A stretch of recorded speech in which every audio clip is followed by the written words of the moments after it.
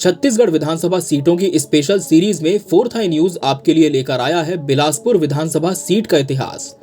छत्तीसगढ़ की राजधानी रायपुर से लगा हुआ बिलासपुर राज्य का सबसे बड़ा और डेवलप्ड शहर माना जाता है।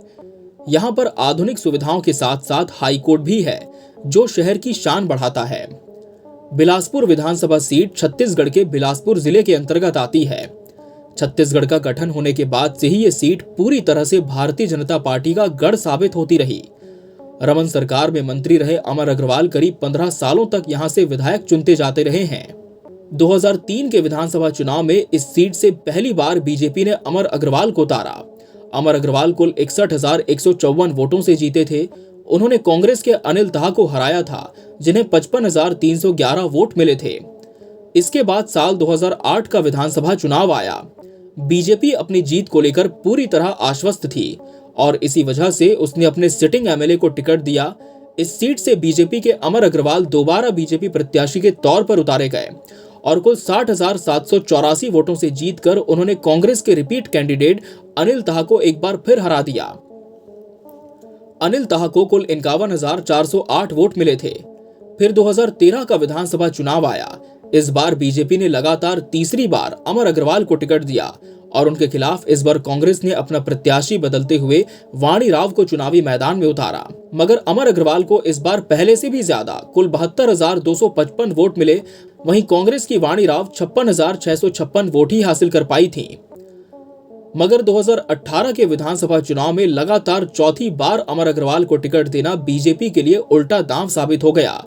इस बार कांग्रेस ने किसी राजनेता नहीं बल्कि डॉक्टर सीवी रमन यूनिवर्सिटी के पूर्व कुल सचिव और चुनाव से ठीक एक साल पहले कांग्रेस में शामिल हुए शैलेश पांडे पर दांव आजमाया और शैलेश पांडे कांग्रेस के लिए तुरुप का इक्का साबित हुए। इस 2018 के विधानसभा चुनाव में बीजेपी के अमर अग्रवाल को कुल 56,675 वोट मिले।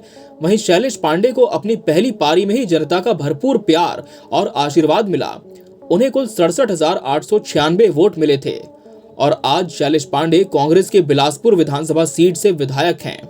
वहीं बिलासपुर के संसदीय क्षेत्र से भारतीय जनता पार्टी के बैदुराम कश्यप सांसद हैं। उन्होंने इंडियन नेशनल कांग्रेस के अटल श्रीवास्तव को 1,41,763 वोटों से हराया था। हालांकि बिलासपुर में अभी भी कई समस्याएं ऐसी हैं जिनसे स्थानीय नागरिक परेशान हैं। उदाहरण के तौर पर सीवरेज का काम, जो अभी लगभग 50% ही हुआ है। सीवरेज की मांग यहाँ के नागरिकों की प्रमुख मांगों में से एक रही है। हालांकि काम शुरू हो चुका है, लेकिन काम की रफ्तार लोगों की समस्या का विषय बनी हुई है। इसके अलावा बिलासपुर के पास ही बहने वाली अरपा नदी का खत्म होना यहाँ की प्रमुख समस्याओं में से एक रहा है। स्थानीय नागरिकों ने कई बार अरपा नदी को बचाने के लिए सत्याग्रह आंदोलन तक किए हैं, लेकिन लगता है कि अभी तक उसका कोई असर नहीं हुआ है।